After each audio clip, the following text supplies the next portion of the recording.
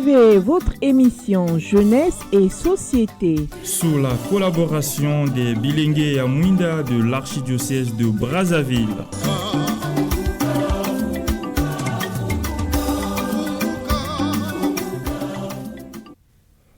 Bonsoir à vous, nos chers fidèles auditeurs et auditrices de la Radio Maria Station Brazzaville, émettant sous la fréquence 92.0 FM et sur le site internet www.radiomaria.org, rubrique Afrique, République du Congo.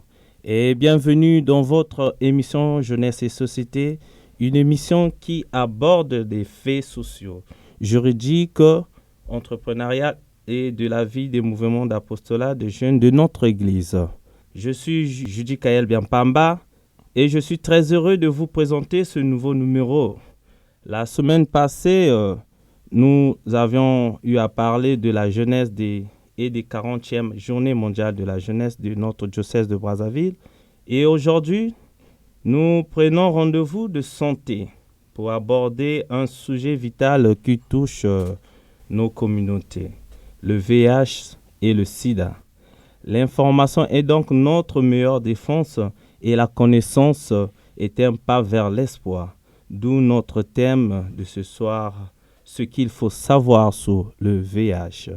Alors, pour démystifier ce virus et répondre à toutes vos attentes et questions, nous avons l'honneur de recevoir sur notre plateau un expert de renommée, en la personne du docteur Lilian. Bonsoir, Doc. Bonsoir, monsieur Judicaël. Comme je venais de le dire, c'était un honneur de vous recevoir sur notre plateau. Pour ceux qui nous écoutent pour la première fois, docteur Lilian, pourriez-vous, s'il vous plaît, vous présenter et nous dire brièvement dans quel domaine d'expertise exercez-vous? Alors, bonsoir chers téléspectateurs, je suis docteur Koutaboulou Lilian du Programme national de lutte contre le sida. Donc le Programme national de lutte contre le sida, c'est quoi? C'est l'organe technique du ministère de la Santé qui est en charge de la riposte contre le virus du VIH au Congo. Merci cher docteur et soyez les bienvenus dans notre émission. Alors, chers auditeurs et auditrices de notre émission, nous allons d'abord tourner du côté de la régie pour un petit coussin musical avant d'entrer dans le vif du sujet.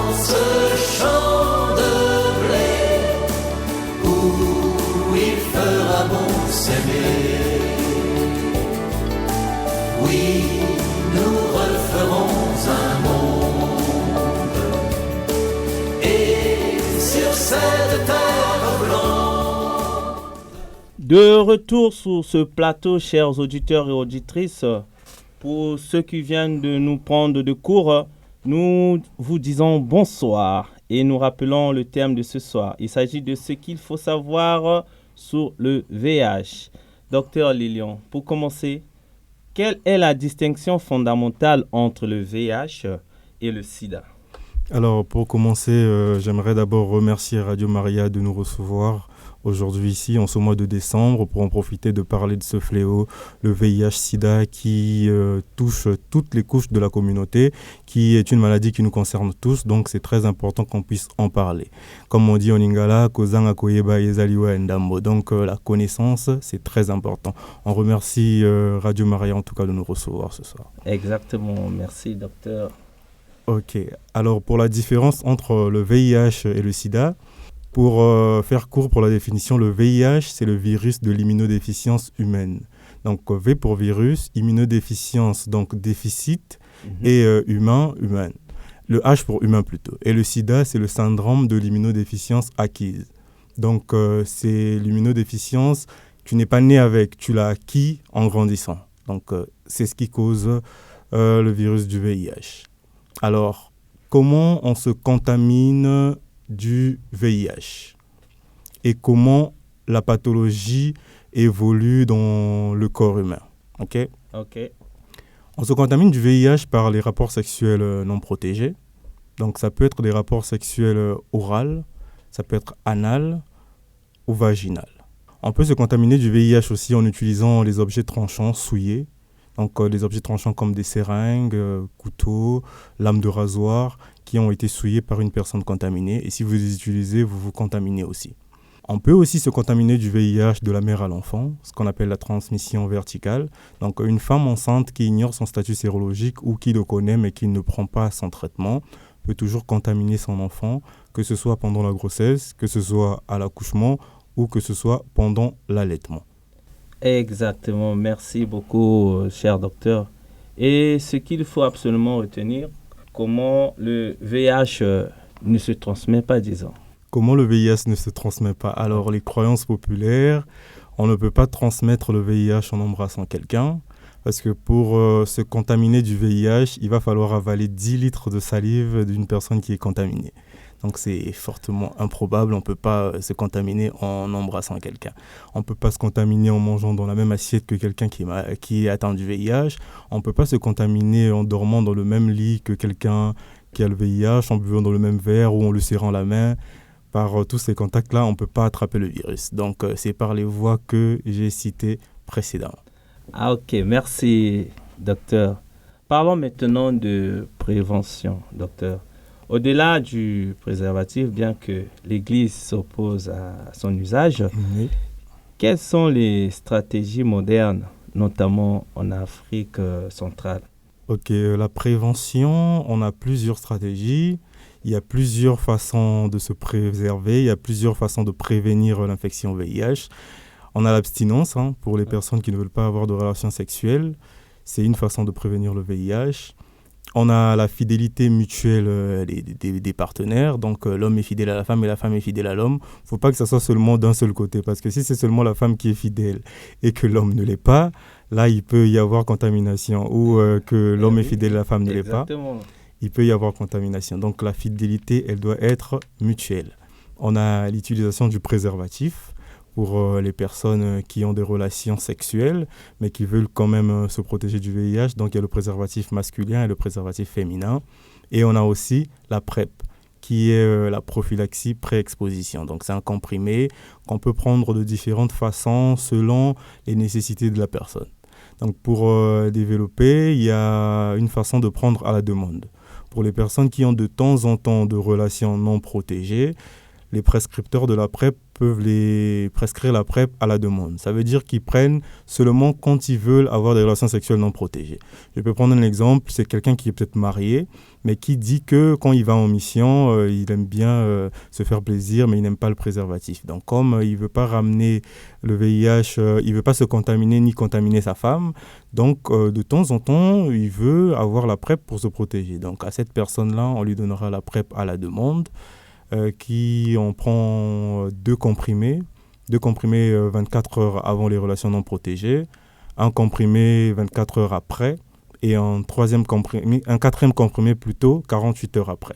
Du coup, ça fait 3 prises, 4 comprimés. Et là, il peut arrêter. Et ensuite, il y a aussi la PrEP en continu. Ça, c'est pour les personnes qui ont un risque constant d'exposition. Oui. Comme les professionnels de sexe. Donc, c'est des gens qui ont fait le sexe leur métier et elles sont où ils sont tout le temps exposés au virus. Donc, pour ces personnes-là, on propose la PrEP en continu qu'ils peuvent prendre en comprimé à la même heure tous les jours. Ils peuvent prendre pendant 3 mois et ensuite on refait un bilan. Et si le bilan est bon, on peut encore les redonner pour 3 mois.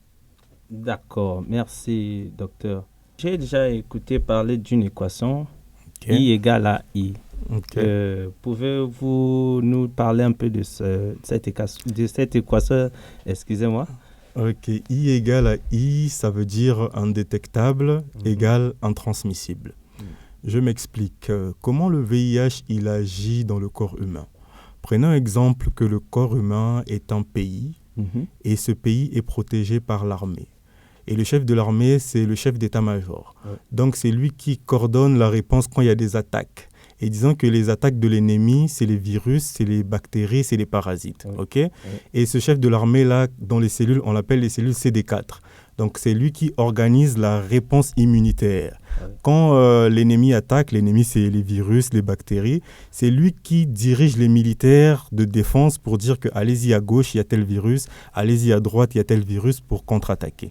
Et le VIH, qu'est-ce qu'il fait comme il est malin? Il s'attaque au chef d'état-major, il le pénètre et ensuite il le détruit.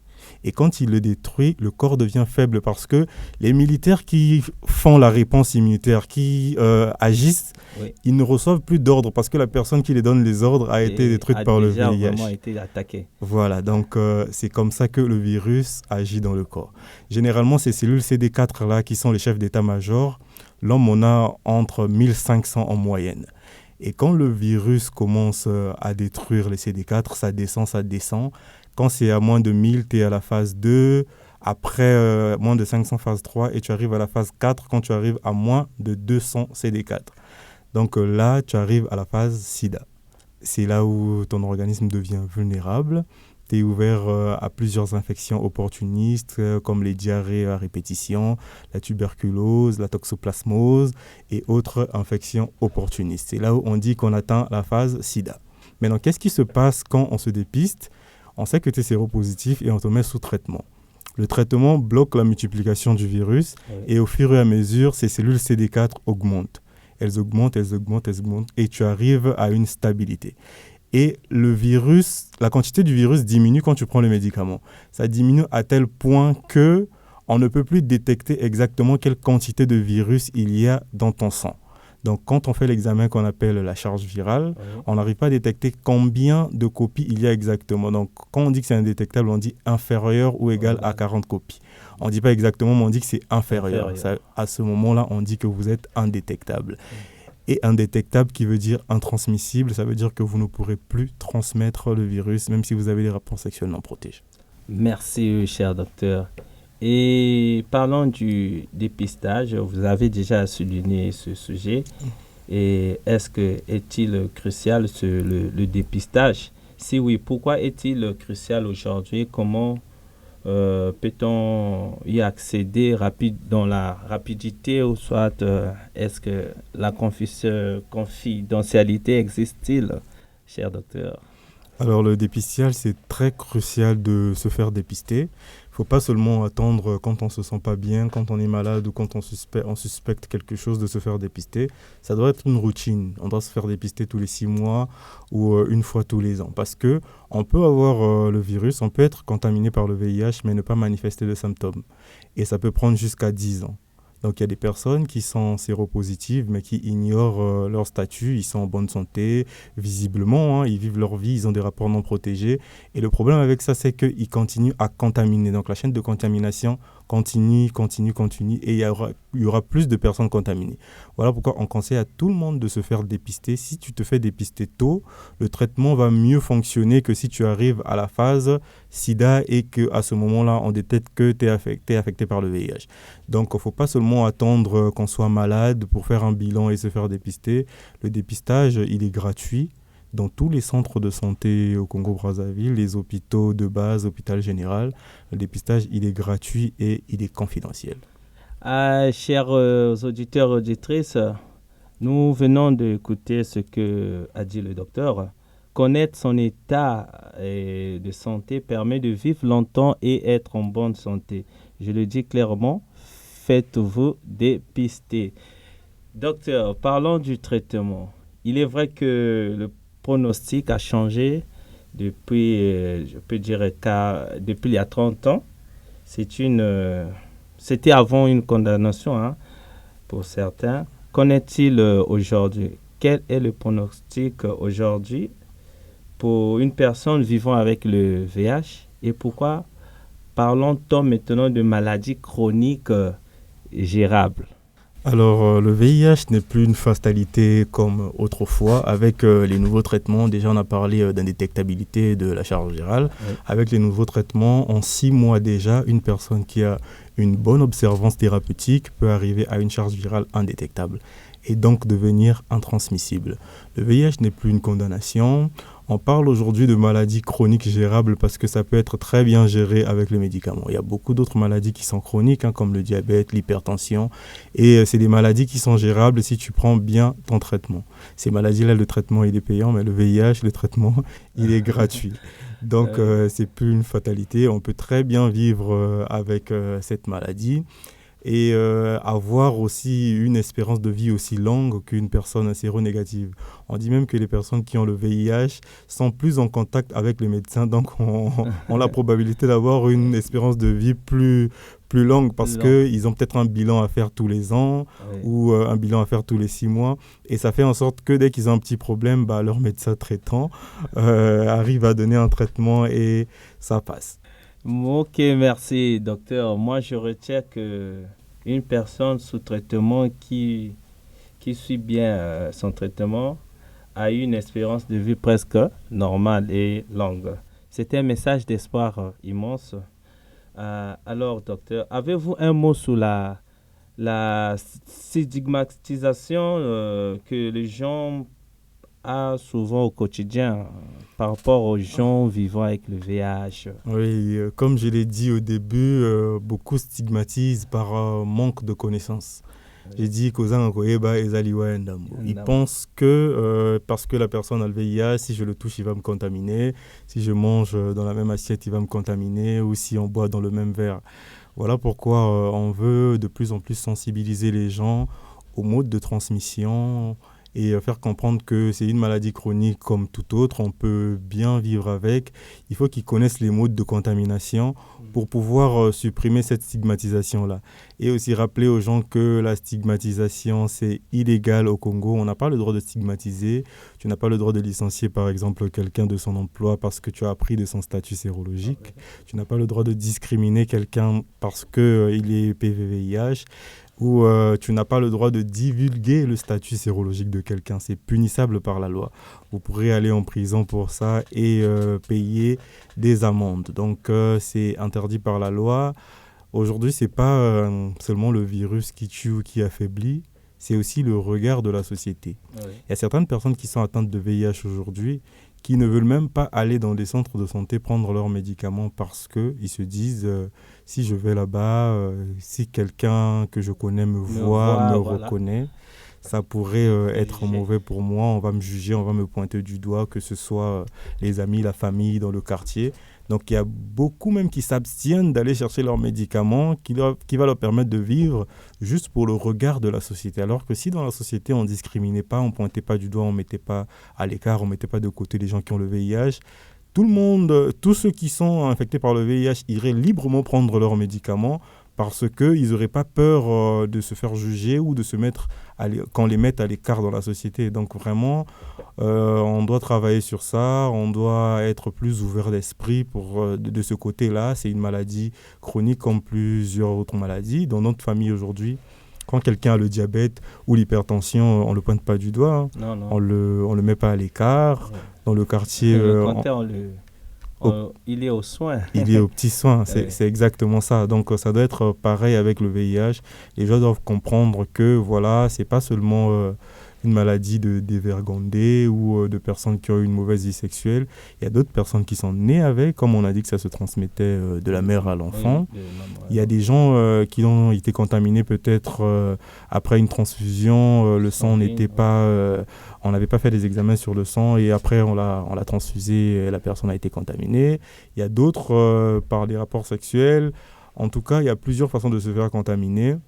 Et le plus important est que les gens puissent être informés de ces modes de contamination-là pour ne pas écarter les personnes qui ont le VIH dans la société parce qu'ils ne vont pas les contaminer juste en discutant ou en les serrant la main. Exactement. Alors, chers auditeurs, auditrices, le VIH n'est qu'un virus. L'amour et le soutien sont la meilleure médecine.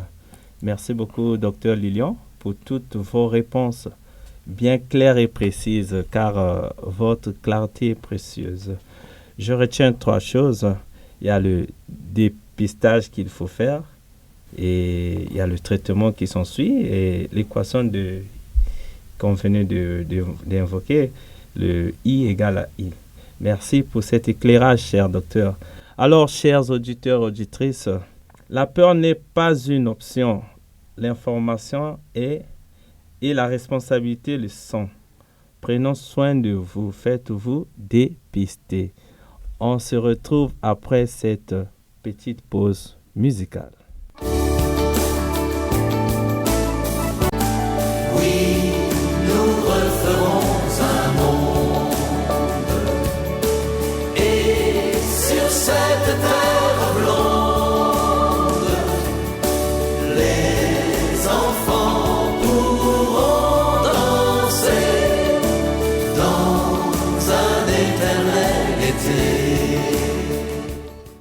De retour sur notre plateau, chers auditeurs et auditrices, nous poursuivons notre émission avec le docteur Lilian.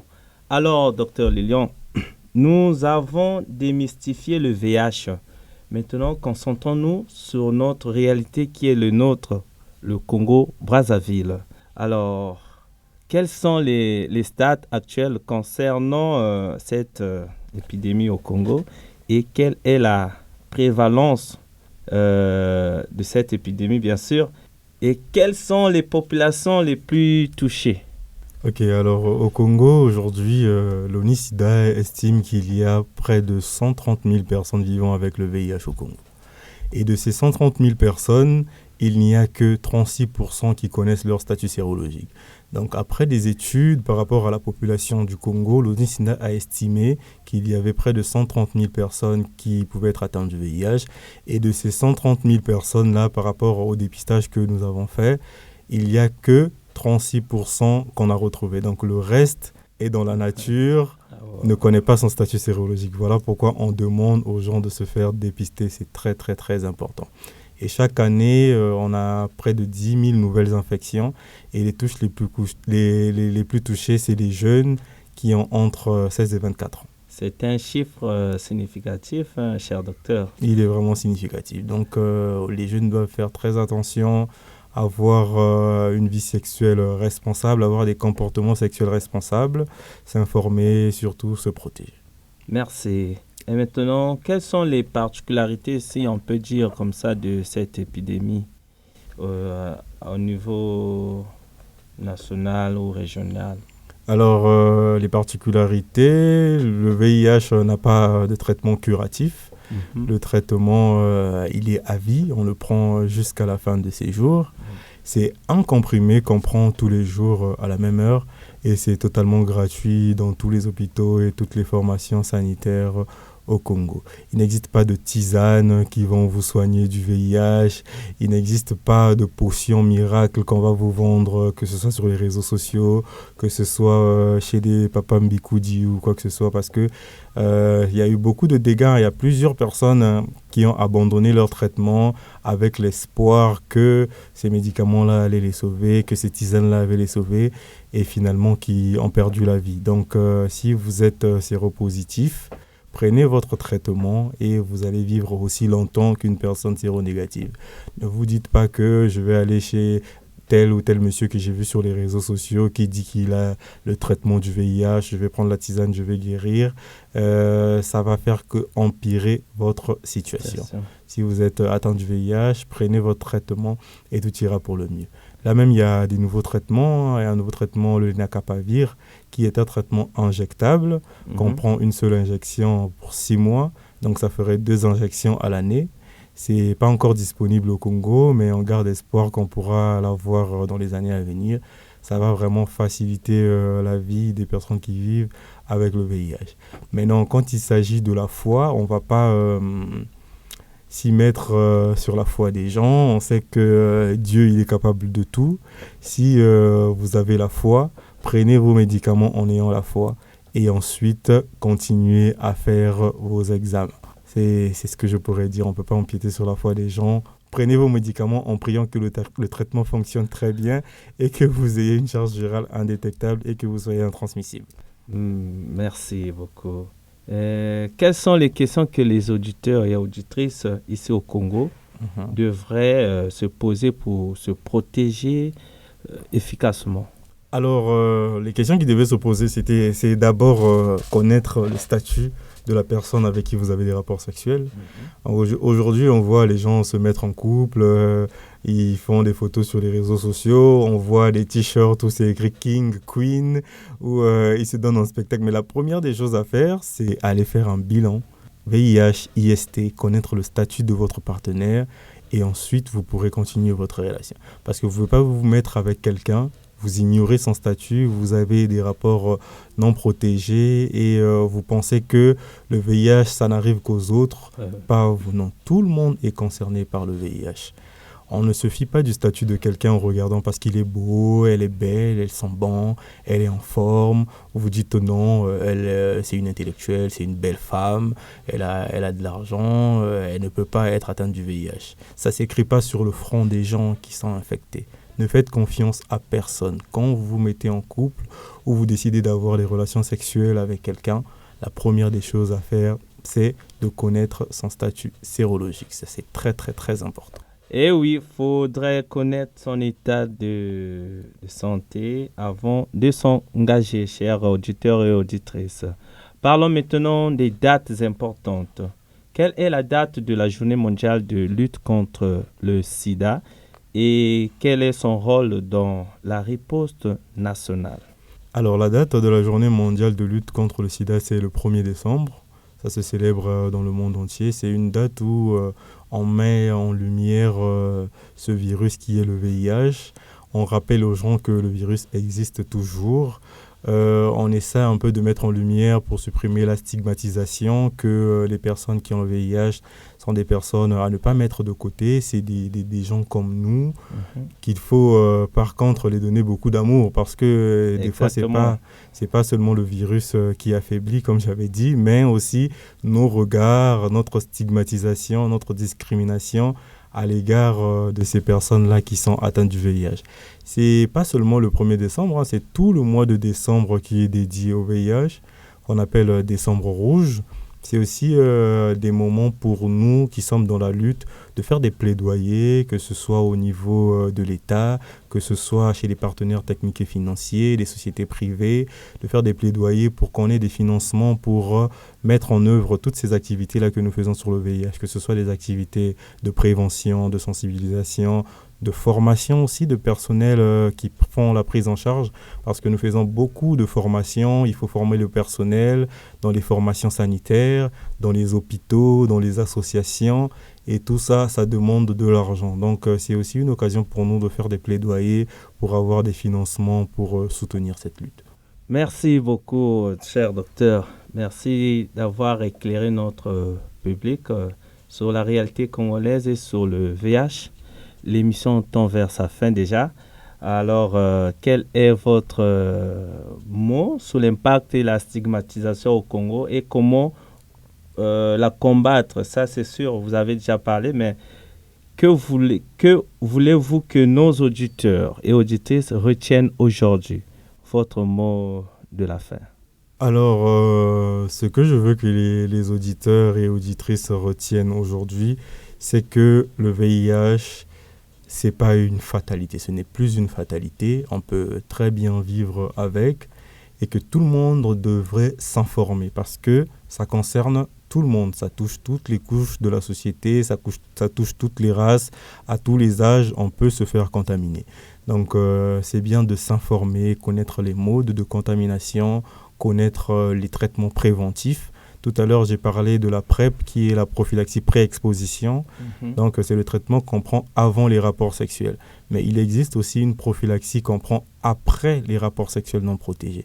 Ça s'appelle la PrEP, donc la prophylaxie post-exposition.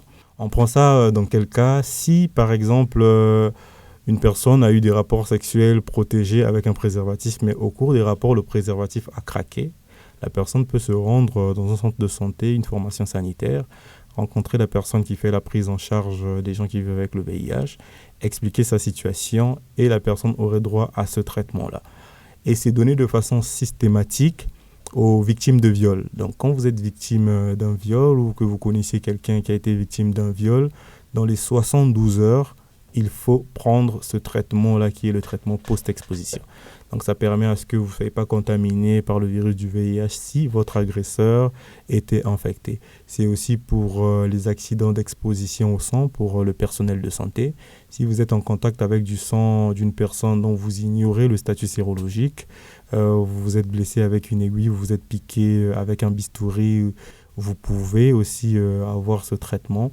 C'est un traitement qu'on prend pendant 28 jours, un comprimé par jour à la même heure. Et après, vous allez refaire le test. Et si le test est négatif, ça veut dire que le traitement a bel et bien fonctionné. Donc, toutes ces prophylaxies sont conditionnées par le test de dépistage. En fait, d'abord le test de dépistage. Si c'est négatif, on vous donne le traitement. Mais si le test de dépistage est positif, ça veut dire que vous avez déjà été contaminé avant le rapport pour lequel vous êtes venu. Ah oui. Parce qu'il y a une période de séroconversion pour que le test soit positif. C'est entre 3 et 6 semaines. Donc, ça peut être dans les 72 heures où vous avez un abus sexuel, où le préservatif a craqué, que vous allez vous faire contaminer. Ça veut dire que vous étiez déjà contaminé bien avant. Et si vous êtes négatif, vous aurez le traitement. Après les 28 jours, vous refaites le test. Si c'est négatif, ça veut dire que c'est bon. Ok, merci beaucoup, cher docteur Lilian, pour ces éclairages sur ce qu'il faut savoir sur le VIH. Chers auditeurs et auditrices, retrouvez tous les centres de dépistage et de traitement sur les sites officiels du ministère de la Santé. Alors, chers jeunes catholiques et chrétiens du monde entier et du Congo en particulier, vous qui êtes l'avenir de notre Église et des non-nations, j'aimerais qu'en ce jour, vous puissiez bien écouter ce message qui nous est très cher. Nous venons de parler du VIH, une réalité qui touche encore trop de frères et sœurs. En tant que communauté de foi, notre réaction ne doit pas être la peur, mais la charité et la responsabilité. Pourquoi? Mais parce que la responsabilité, premièrement, elle est pure et... Pourquoi? Parce que je le dis, la responsabilité de la pureté est la vie. Et la doctrine, cette responsabilité est la doctrine de notre Église et celle-ci est claire. La sexualité est sacrée et s'inscrit dans le cadre du mariage. À vous les jeunes, je dis, la chasteté n'est pas une punition, c'est une protection et un témoignage de l'amour véritable. En choisissant la responsabilité, vous vous protégez vous-même, vous protégez votre futur conjoint et vous honorez votre corps qui est le temple de l'Esprit Saint. Votre corps est un cadeau divin.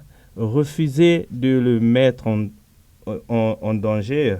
C'est l'acte de prévention le plus sûr et le plus conforme à votre foi. Deuxièmement, la charité contre la stigmatisation. Si la responsabilité est votre bouclier, la compassion doit être votre épée contre l'injustice. Jésus nous a enseigné l'amour inconditionnel. Dans nos communautés, il est facile de juger ceux qui vivent avec le VIH.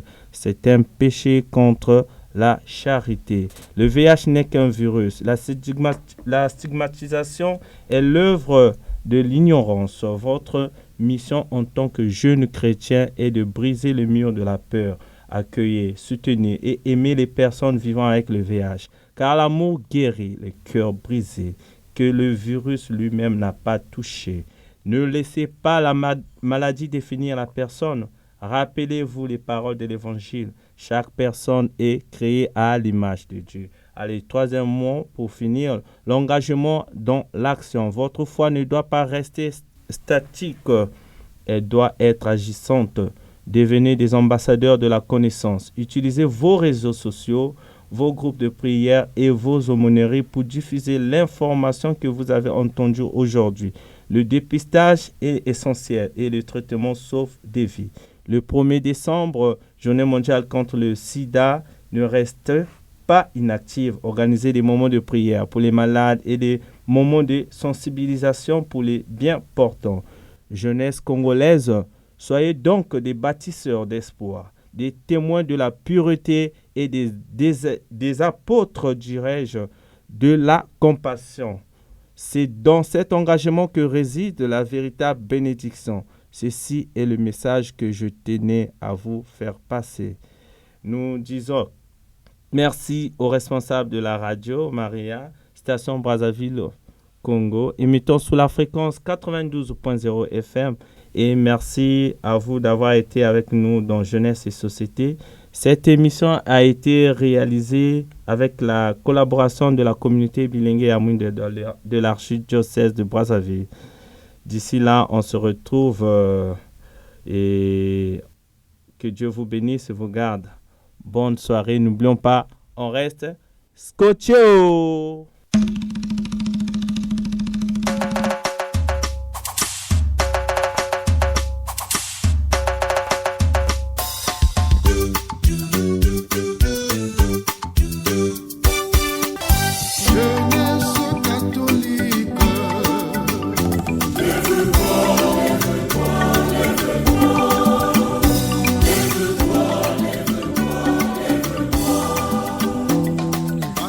Vous avez suivi votre émission Jeunesse et Société sous la collaboration des Jeunes de Lumière de l'archidiocèse de Brazzaville.